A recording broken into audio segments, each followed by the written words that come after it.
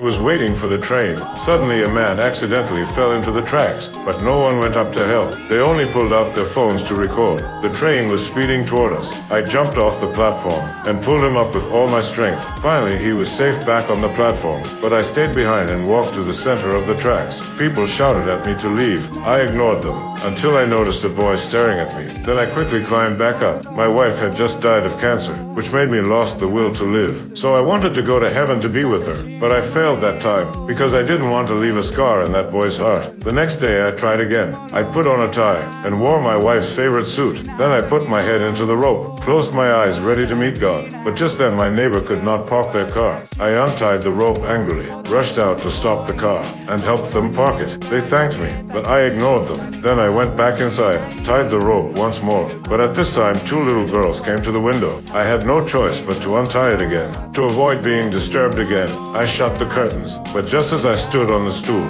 the doorbell rang. I could not take it anymore. But when I opened the door, it was my neighbor's little girl. They brought me food to thank me and asked to borrow my ladder. The next day I made my 5th attempt. I went into the garage, connected a hose to the exhaust pipe, ran the other end into the car, sealed the windows with tape. Then I sat in the driver's seat waiting for the end. But when the car filled with fumes, there was knocking outside again. I opened the garage door furious. It was my neighbors. They needed me to drive her children to the hospital. At the hospital, the neighbor asked me to watch the kids for a while. I could only play the role of a temporary babysitter, imitating the sound of a bear and telling them stories. The 2 girls laughed joyfully. Before they back home, the 2 girls hugged me, and we become good friends. The next day, the neighbor showed me the children's paintings, only I was colorful in it. Everyone's concern warmed me. From then on, I decided to work hard for my life. This story tells us not to give up your life so easily, because there are many people in the world who love you. Do you agree? Please comment.